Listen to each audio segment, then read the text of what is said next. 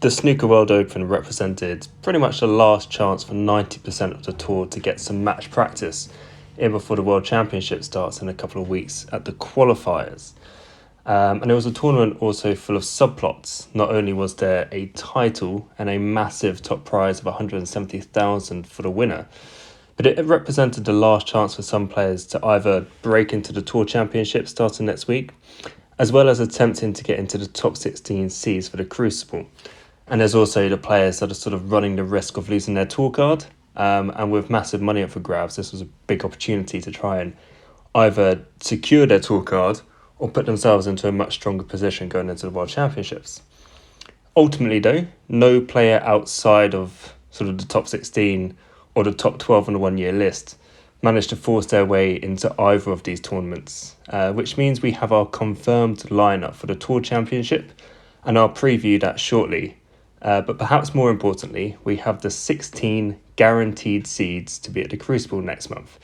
And here they are. We've got the defending champion, Luke Brissell, Ronnie O'Sullivan, Judd Trump, Mark Allen, Mark Selby, Sean Murphy, Ding Junhui, Ali Carter, Mark Williams, Zhang Anda, Gary Wilson, Kyron Wilson, John Higgins, Tom Ford, Barry Hawkins, and finally Robert Milkins. This is how they're seeded currently, but this isn't set in stone just yet. There's a bit of wiggle room available depending on results that happen next week. And just like looking at that list of players, the thing that I immediately took away from that is look at the class of 92. That trio of O'Sullivan, Higgins, Mark Williams, all three of them are still guaranteeing their spots at the Crucible year after year. And if you just need a testament to their consistency, this is it. 30 years strong and still qualifying for the World Championship at ease, really. One man, though, who is not going to be there is my boy, Neil Robertson. For the first time since 2006, he will find himself in the qualifiers. And whilst it has felt inevitable for quite some time that this would be the case, it does still feel a little bit surreal to say it, that he is in the situation he finds himself in. Look, he threatened last week to secure a top 16 seeding. He knew going into the tournament he had to win the title in order to have any chance of getting into the top 16. And he easily had his strongest showing at a tournament for quite some time. But ultimately, he just fell short in the semi-finals to Ding in a decider, and that result resigned him to the qualifiers. And sort of from a fan point of view, I've got mixed feelings about this. On one hand, there are signs that Neil was somewhere near his best last week. His scoring in particular was back. He made 8 centuries during the week. No other player made more than that in the tournament. And also his long game from the matches that I saw was pretty solid as well. So you could say he may have just found his form at the absolute perfect time. And if he does qualify, and that is still a huge if, he'll be a handful for anyone, we know that. However, anyone who has seen the qualifiers knows nothing is a formality there. The qualifiers basically feels like a tournament in itself, with players not only trying to qualify, but also a lot of them are playing to keep their tour cards, and he'll have to win 2 best of 19s under a different type of pressure than perhaps he's been used to. The other slight concern I had came in that semi-final defeat against Ding, because you could tell he was a man who wasn't quite used to winning the big matches in recent times. He had a decent chance to win 6-4, missing a red when bridging over another one. But then he was in complete control of the decider, but couldn't kill it off, and then continued to give Ding chances to steal the frame from him. And it's that kind of pressure that he's going to have to put up with at the qualifiers. And then, look at recent years. Last year, Hawkins didn't qualify when everyone expected him to. I also vividly remember Ryan Day and Joe Perry having strong seasons going into the qualifiers in recent years, and both of them still failing to get there through falling to surprise defeats in the qualifiers. So absolutely nothing is to be taken for certain there.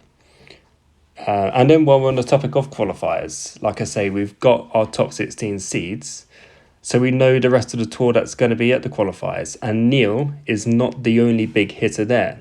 Jack Lazowski narrowly missed out on the top 16 by I think it was about £8,000. So he's going to be there. You're also going to have the likes of Hussein Fafai, who beat O'Sullivan last week. You've got former world champion Stuart Bingham in there, and he has really been struggling over the past couple of seasons.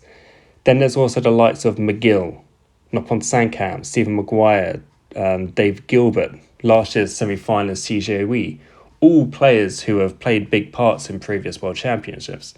So there could be a very large list of names that the seeds will want to avoid, depending on who gets through. But on the tournament as a whole, it was one that I really enjoyed. I've always loved having the China Open when it had its slot just before the World Championship, and this kind of had the same feel to me. Admittedly, from my TV screen, the pockets at times looked absolutely huge, but the overall standard was very, very high. I've talked about Neil having a good week, but so did the likes of Stephen Maguire, Hussein Fafai and Elliot Slesser, who all got some really big confidence-boosting results going into the qualifiers.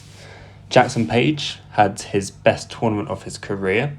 Never before had he got beyond the last 16 of a tournament before this week's semi-final appearance, and he beat both John Higgins and Mark Selby en route to that semi with some absolutely brutal scoring. I think he made 6 tons during the week.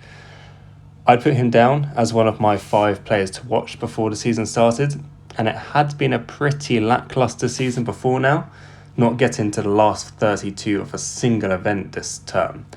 But he showed just how talented he is last week, and why Mark Williams in particular has been bigging him up to achieve big things in the game. Then there was Ding Junhui. He continued what I think has been a pretty consistent season, backing up his runner-up medal at the UK Championship, plus a further 4 quarter-final appearances. He got to another final in front of a pretty raucous home crowd. But in a similar sort of way to Neil Robertson, he looked like a player who just hadn't been in too many positions in recent years to win titles, because he had played so well early in the tournament, particularly his match against Shaun Murphy. But then when he got to the latter stages, he kind of fell over the line a little in the semi, and then just never got going in the final against Judd, who in contrast is obviously very used to winning titles.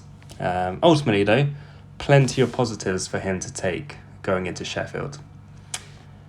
But as I've become so used to saying, it's a tournament that belonged to Judd Trump. It feels a little unfair not to dedicate a longer part of this video to him, but I'd just be repeating what I've said so many times already this season.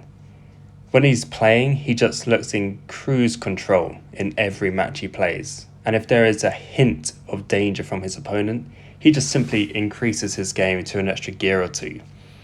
In fairness, Ding struggled in that morning session of the final, but Judd was just clinical in punishing him. Judd also made 8 centuries during the week, taking his total up to 76 for the season and 976 for his career, as he continues his own little subplot of potentially making another ton of tons in a season, and also reaching that magical milestone of 1,000 career centuries. Now, to make 24 centuries with just 2 tournaments left is a pretty huge ask. However, Judd knows every match he plays from now until the end of the season will be at least 2 sessions. The Tour Championship is of course best of 19 all the way through, and in the World Championship you start with best of 19, then you go into 3 sessions and potentially 4 sessions depending on how deep he gets. So he'll have plenty of frames to make tons as long as he goes deep in at least, well, you'd have to say both of them really. The win was his 5th title of the season, joining O'Sullivan with his 5 titles as well. And it's the 3rd time in Judd's career that he has won 5 or more titles in a single season. And look, if O'Sullivan wasn't having the season that he's been having, Judd would undeniably have been the standout player of the tournament. And I was taking a look back actually at the season so far. There's been 20 tournaments, both ranking or invitational, on the Pro Tour, and Judd and Ronnie have remarkably won 50% of those between them. It really has been an incredible season for the pair, and both are going to play a huge part in Sheffield, you feel. I was looking at the draw as it stands, and I believe they are in the same half of the draw, so they would meet at the semis. But again, next week could change that, and to be honest, there wouldn't be a much more fitting final than to have these two play it out again on the sport's biggest stage. And there we have it. That's really all to mention about last week's tournament. As always, if you enjoyed this video, please do like. We're in that crunch time of the season. Everything is huge, and I'm going to have a lot of content coming up over the next few weeks, previewing the Tour Championship. And then I've got a lot of videos planned with the World Championship just around the corner as well. So stay tuned for those. Subscribe if you like what you hear, and I'll be back for the next video very soon. Cheers.